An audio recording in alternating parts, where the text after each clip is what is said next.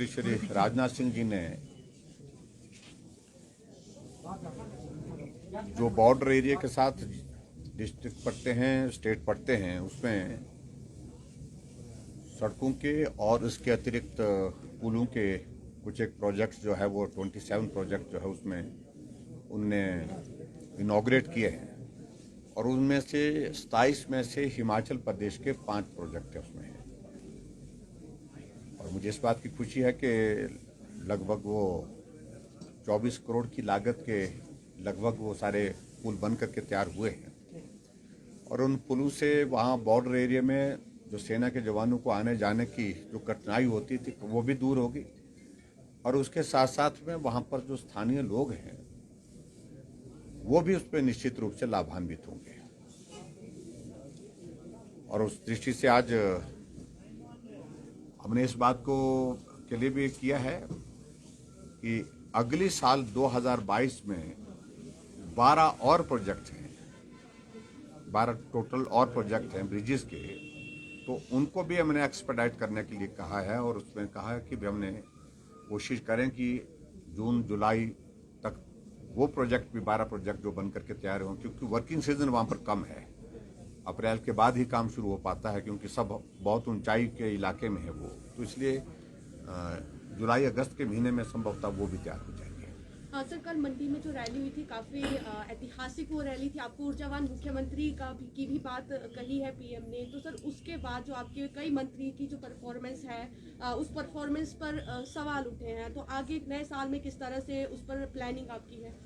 देखिए, जहाँ तक पिछले कल की जो रैली थी मंडी की वो ऐतिहासिक हुई और मैं प्रदेश की जनता का आप सबके माध्यम से आभार व्यक्त करना चाहूँगा, पार्टी के सब साथियों का भी। बहुत बड़ी संख्या में लोग पहुंचे। पड्डल का मैदान छोटा पड़ गया। हमने पड्डल के मैदान में एक नहीं अनेक सभाएं की है, लेकिन ये पहली बार देखे जब पड्डल में जगह नहीं बची, लोग सड़कों पर थे, पुल पर थे और लगभग 8,000 से ज्यादा लोग शेरी मंच पर थे, जहां हमने सिर्फ चलते फिरते लोगों के लिए हमने सोचा था कि जो आने जाने वाले लोग हैं उनके लिए वहां पर एलईडी स्क्रीन लगाई थी हमने, ताकि सभा का वो भी आते जाते देख सकें। लेकिन 8,000 से ज्यादा लोग वहीं पर ही थे। रात को ये स्थिति थी, रात के 10 बजे तक जो लोग आए थे उनको वापस व्यवस्थित ढंग से वो पहुंच सके, उस सारे अरेंजमेंट को, सारे एडमिनिस्ट्रेशन को भी देखना पड़ा और हमारी पार्टी के सब साथियों को भी देखना पड़ा।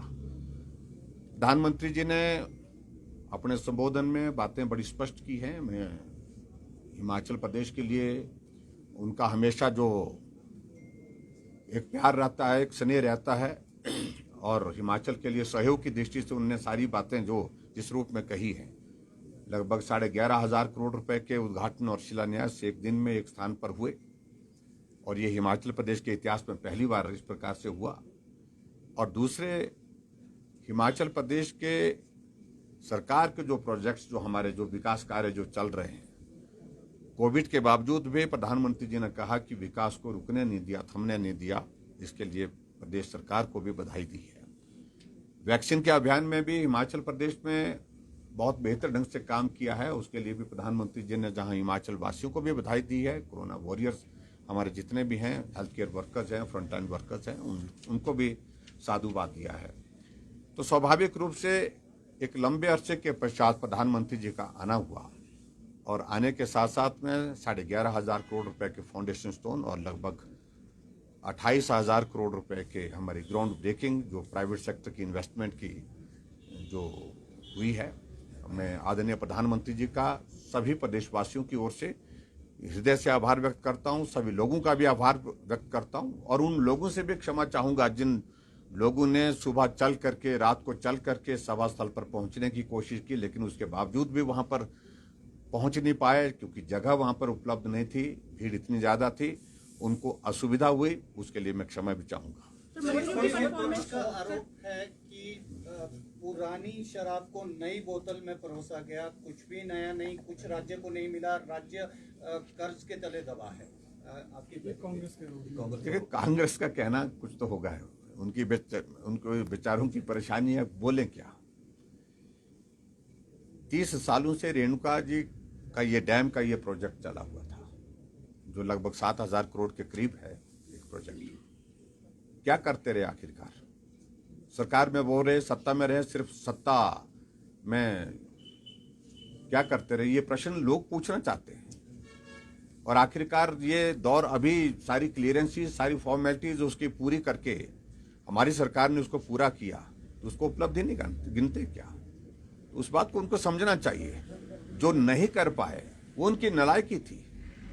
साबड़ा कुड्डू का प्रोजेक्ट कब का बनना चाहिए था तैयार, लेकिन हमारी सरकार ने इसको एक्सपर्टाइट किया, उसको तैयार करके इसका इनॉग्रेशन की स्टेज पर लाया। आखिर क्या वही उद्घाटन कर लेते अगर पूरा कर लेते इसको। उनकी रुचि, उनका इंटरेस्ट जो है प्रदेश के विकास से कोई ज्यादा नहीं, सत्ता और सुख चाहिए।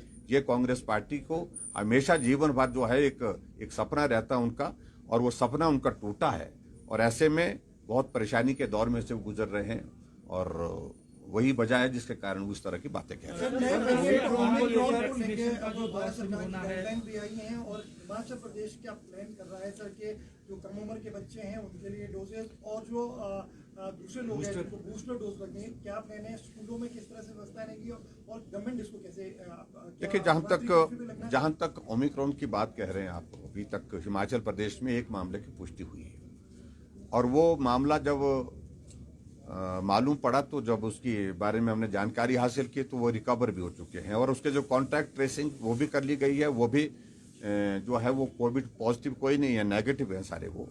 तो इसलिए मुझे लगता है कि उस सारे विषय को लेकर के अब बहुत ज़्यादा चिंता का विषय नहीं होना चाहिए, लेकिन फिर भी सावधान होकर के हमको काम करने की ज़रूरत है। जहाँ तक और वैक्सीन के सिलसिले में जो कहा गया कि 15 साल से 18 साल के बच्चों के लिए, जवानों के लिए, हमारे जो स्कूल में पढ़ते हैं ज़्यादातर बच्चे वही होंगे उसमें शामिल, उनके लिए भी जो वैक्सीन की डोज लगाने की जो शुरुआत करने के लिए कहा गया है 30 तारीख से, उसके लिए आज बैठक हुई है केंद्र के अधिकारियों के साथ, और उस बैठक में एक रूपरेखा बनाई गई है। उस रूपरेखा के अनुरूप जो है आगे बढ़ करके हम उस अभियान को भी पूरा करेंगे। हमारी कोशिश रहेगी हम उसको भी पूरे देश भर में, जब हिमाचल प्रदेश ने पहली और सेकंड डोज कोविड की डोज की जो पूरी की है, और इसमें भी कोशिश ये करेंगे, इसमें भी हम पहले सबसे पहले पूरा करेंगे। सेंटर ने कहा है राज्य अपनी तरफ से जो है वो सख्त कानून जो है वो सब हिदायत जो है वो कर सकते हैं, शुरू कर सकते हैं। क्या कुछ ऐसी पाबंदियां करेंगे? देखिए, अभी तक जहां तक बात यही आ रही है इस बात को लेकर के कि नई साल आ रही है, टूरिस्ट आ रहे हैं, स्नोफॉल होता है तो टूरिस्ट बड़ी संख्या में पहुंचते हैं, तो ऐसे में जो भीड़ होगी, क्राउड होगी, तो ऐसे में कोविड ज़्यादा और ना फैल जाए। तो इन सारी बातों को लेकर के हमने जो तैयारी रखी है उसमें यही किया है। हमने कहा कि जो भी आएगा कोविड प्रोटोकॉल के अनुरूप जो अपना व्यवहार रखे, और उसमें पर्टिकुलरली जो है वो जो उन नियमों का पालन करे, और उनका अगर क्राउड कहीं ज़्यादा होते हो तो उसके लिए जिला प्रशासन को कहा है हमने, जो टूरिस्ट डेस्टिनेशंस है उसमें रेगुलेट भी करे, और होटल में विशेष तौर से जहाँ भी वो टूरिस्ट आकर के ठहर रहे हैं, तो होटल है चाहे हमारे होम स्टे है, तो सभी जगह इस बात के लिए हमने आदेश दिए हैं कि सुनिश्चित करें कि वहाँ कम से कम कोविड प्रोटोकॉल के मुताबिक जो है उनके साथ जो है उनके जो सर्विसेज दी जाए। सर, पड़ोसी राज्य में लगभग रात्रि कर्फ्यू लग गए हैं, क्योंकि हिमाचल प्रदेश में मोहल्ले वगैरह क्योंकि वहाँ से लोग आते हैं, क्योंकि जितने भी केसेस पहले आए वो वहाँ से आए। तो क्या सरकार की ये मंशा है कि क्या न्यू ईयर के बाद कोई इस तरह की रिस्ट्रिक्शन लगा?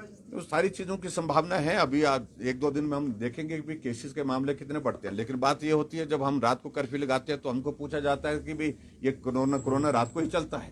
अभी लोग पूछने वाले होते हैं हमको, सोशल मीडिया में यही डालते हैं, पर आप पत्रकार खबर हमारी यही बताते हैं, तो इसलिए आप अपनी खबर को ठीक करेंगे तो हम सारी चीजों को सोचेंगे आगे।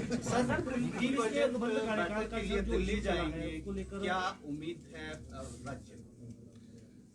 कल दिल्ली जाने की हमारी जो परसों बैठक है, हमारी जो प्री बजट बैठक होती है, जितने भी प्रदेश के मुख्यमंत्री जिनके पास फाइनेंस है, जो फाइनेंस मिनिस्टर्स होते हैं, उसमें आते हैं, अपने सुजेशन देते हैं, स्टेट के इश्यूज क्या हैं, उन इश्यूज को बजट में कहाँ जगह दी जा सकती है, इन सारी बातों को लेकर के चर्चा होती है। सर, पुलिस पेमेंट को लेकर जो मुद्दा चला है, क्या सर उसको सॉल्व करने? देखिए, हम पूरी सहानुभूति के साथ उनके साथ हैं, गंभीरता से उस पर विचार कर रहे हैं, लेकिन मेरा उनसे इतना आपके माध्यम से आग्रह है, निवेदन है कि वो एक डिसिप्लिन फोर्स के जो के नाते व्यवहार करें और किसी के उकसाने में, किसी के कहने में ना जाएं। अभी तक जिसने जो मांगा है, हमने उनकी सबकी बातों को सुनने के बाद सहानुभूति पूर्वक उस पर विचार करने के बाद मदद ही की है, और इस पर भी मदद का रास्ता क्या निकालेंगे, कैसे निकल सकता है, और उसका हम कोशिश कर रहे हैं। सर आखिरी सवाल